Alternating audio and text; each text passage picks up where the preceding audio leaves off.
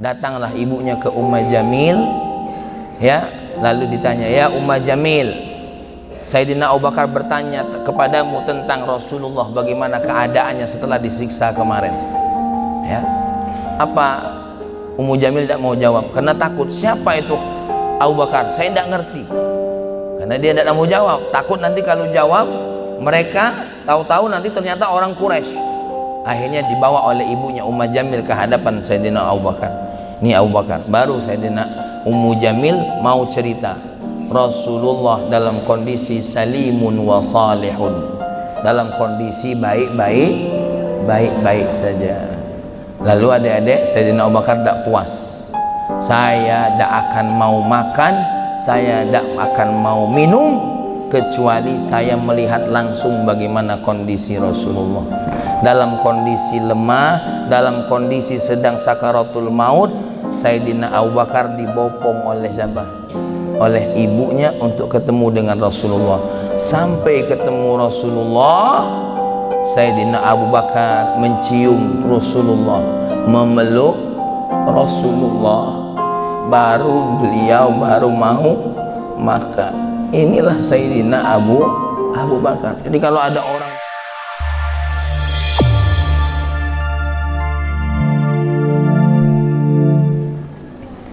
ada sebuah ungkapan, min alamatil mahabbah, dari salah satu tanda cinta, kathratu dzikri man ahabbahu, adalah memperbanyak menyebut nama orang yang dicintainya.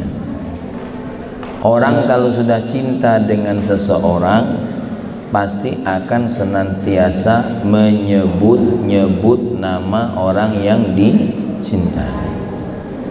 Ya, sama seperti adik-adik, kau lagi jatuh cinta dengan game, ya, itu tengiang-ngiang terus, megang HP mau main game, ya, mau belajar main game, kemana-mana yang di otaknya apa?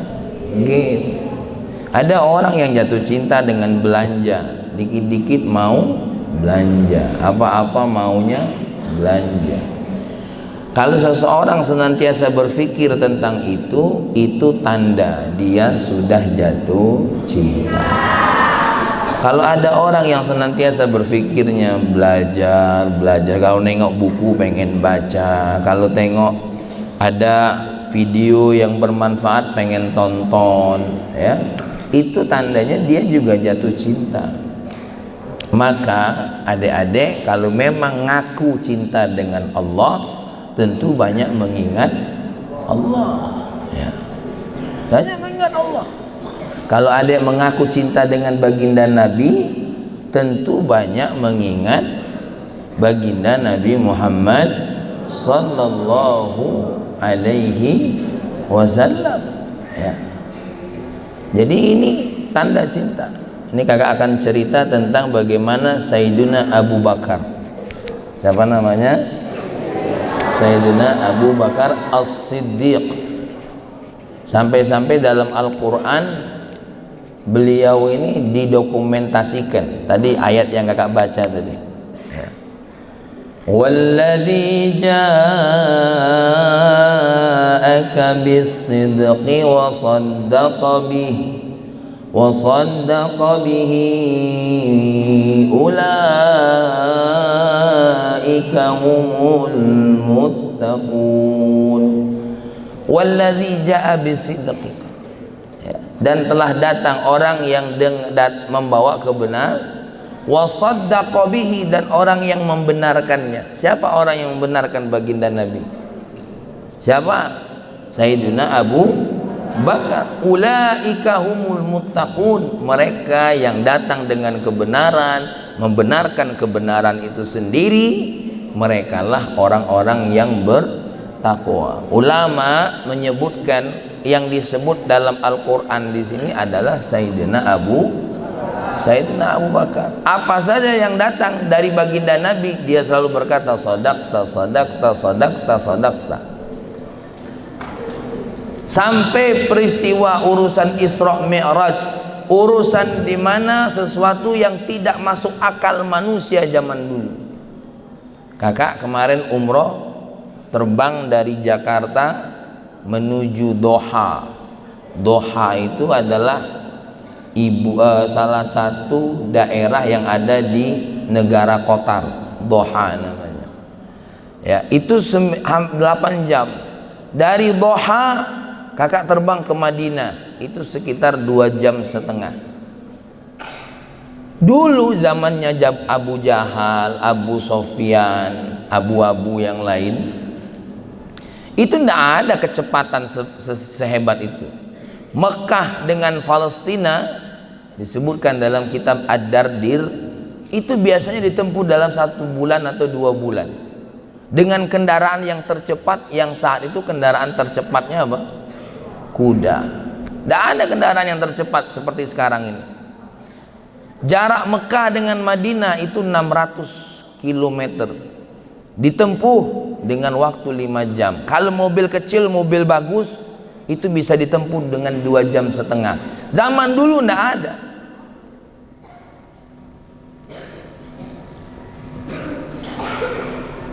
Zaman dulu tidak ada.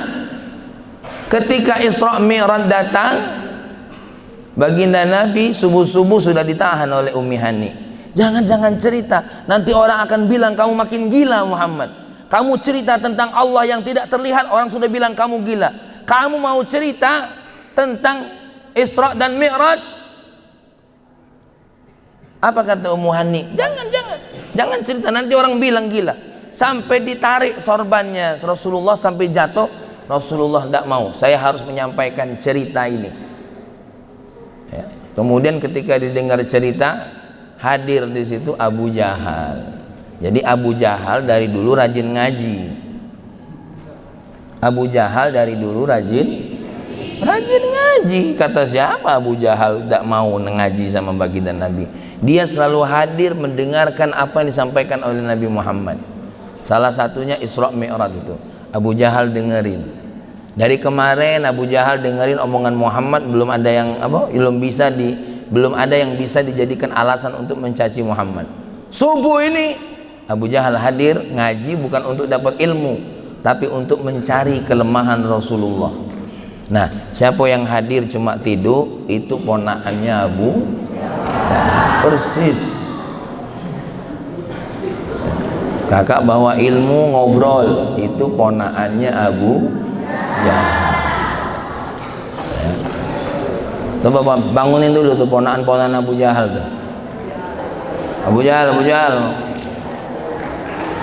Ini repot ini kalau sudah ketemu dengan ponakan Abu Jahal ini. Dah. Ketika Nabi cerita tentang beliau berangkat dari Mekah ke mana? Ke Madinah. Ya. Ke Madinah, ke Palestina, ke Masjidil Aqsa. Orang-orang pada tertawa, terutama Abu Jahal. Sampai ada yang berkata, "Hei Muhammad, angkat kaki kananmu." Nabi mengangkat kaki kanannya. "Angkat kaki kirimu." Ketika Nabi Muhammad tidak bisa angkat kaki kiri, orang-orang terbahak-bahak tertawa. "Ya Muhammad, kau jangankan mau berangkat ke Masjidil Haram, ke Masjidil Aqsa, angkat 2 kaki saja kamu tak bisa." Terus Nabi Muhammad mau jawab apa? Oh iya, emang tidak bisa terbang kok. Emang Nabi Muhammad Superman yang sempaknya di luar? Hah? Abu Jahal langsung sibuk lari kemana? Kepada sahabatnya yang paling getol membela Nabi Muhammad. Abu Bakar, saya mau menyampaikan tentang sahabatmu bernama Muhammad. Dia mengatakan kalau beliau berangkat dari Masjidil Haram ke Masjidil Aqsa. Apa kata Sayyidina Abu Bakar? Kalaulah itu datang dari baginda Nabi Muhammad sallallahu alaihi wasallam, lebih gila lagi saya percaya. Apalagi sekedar berangkat dari Masjidil Haram ke Masjidil Aqsa. Ya. Akhirnya digeret Sayyidina Abu Bakar untuk membuktikan kebenaran siapa? Rasulullah. Apa kata Sayyidina Abu Bakar? "Ya Rasulullah, ya, Aku pernah pergi ke Masjidil Aqsa dan aku paham betul tentang Masjidil Aqsa. Coba kau ceritakan kepadaku bagaimana tentang Masjidil Aqsa.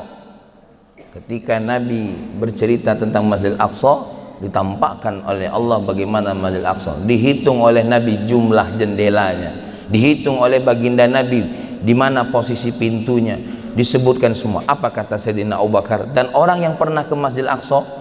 Apa yang dikatakan oleh baginda Nabi adalah benar. Bahkan ada lagi yang tidak percaya. Hei Muhammad, coba ceritakan apa yang kau lihat sepanjang jalan ketika menuju pulang. Apa kata baginda Nabi? Ketika aku pulang, aku melihat ada beberapa gerombolan yang datang untuk ke kota Mekah. Insya Allah beberapa hari lagi dia akan sampai. Orang penasaran, benar tidak omongan Nabi Muhammad ini? Ternyata beberapa hari datang rombongan, spesifikasinya sesuai dengan apa yang disampaikan oleh baginda Nabi. Baru saat itu orang-orang mulai percaya tentang baginda kita Nabi Muhammad.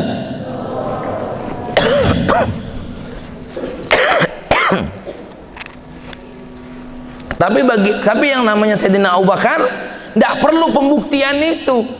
Apa saja yang keluar dari mulut baginda Nabi, beliau percaya. Makanya dapat gelar apa?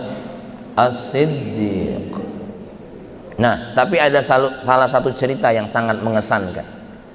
Ketika Nabi Muhammad awal di saat pertama kali masih menyebarkan agama Allah. Satu hari Sayyidina Abu Bakar karena kerinduannya ingin ibadah, Sayyidina Abu Bakar menuju ke Masjidil Haram, menuju ke Ka'bah, kepengen melaksanakan tawaf karena kerinduannya untuk melaksanakan ibadah. Ketika baru melihat Ka'bah, baru sampai di sekitaran Ka'bah, Sayyidina Abu Bakar mendengar suara teriakan seperti orang yang sedang berkumpul dan seperti ada sebuah penyiksaan. Dan saat itu siapapun kaum muslimin pasti disiksa oleh orang Quraisy. Kejadian ini 3 hari setelah wafatnya paman baginda Nabi Muhammad SAW. Kejadian ini kapan sayang? 3 hari setelah wafatnya paman baginda Nabi. Siapa paman baginda Nabi yang wafat? Abu Thalib. Siapa namanya? Abu Thalib bin Abdul Muttalib, sasi saudara kandungnya Abu Lahab. Jadi pamannya baginda Nabi Abu Thalib itu satu saudara dengan siapa namanya tadi? Abu Lahab, ya. Lalu mendengar suara tadi, Sayyidina Abu Bakar pengen nolong. Yang dianggap, yang ada dalam pikirannya Sayyidina Abu Bakar siapa? Ini pasti ada orang muslim lagi ini yang akan apa? Disiksa. Datanglah Sayyidina Abu Bakar, pas dilihat, ya Allah, ternyata baginda Nabi sudah dikeroyok oleh orang-orang kafir Quraisy. Binatang mereka itu. La'anahumullah. Mereka, Nabi sudah dikeroyok di tengah-tengah. Seperti apa? Satu makanan yang akan dihajar oleh orang-orang. Ada yang melempar batu, ada yang meludahi. Melihat begitu, ya, Sayyidina Abu Bakar meradang, marah, merasa sakit.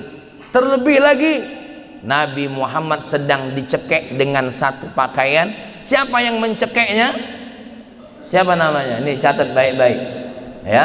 Yang mencekeknya adalah Uqbah ibnu Abi Mu'ayyid. Siapa yang nyekeknya? Uqbah ibnu Abi Mu'ayyid. Ya, ini sejarah. Kalau kamu tidak galak baca, dengerin.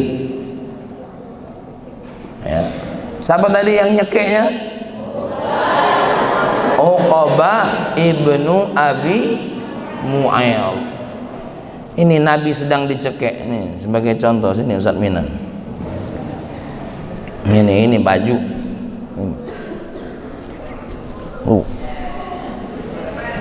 Nabi itu belum nyekek kakak, baru melingkar baik. Ini Nabi sudah, ya, bahkan bukan cuma dicekek, sambil dicekek Nabi dipukuli, dilempari batu sehingga Nabi pingsan.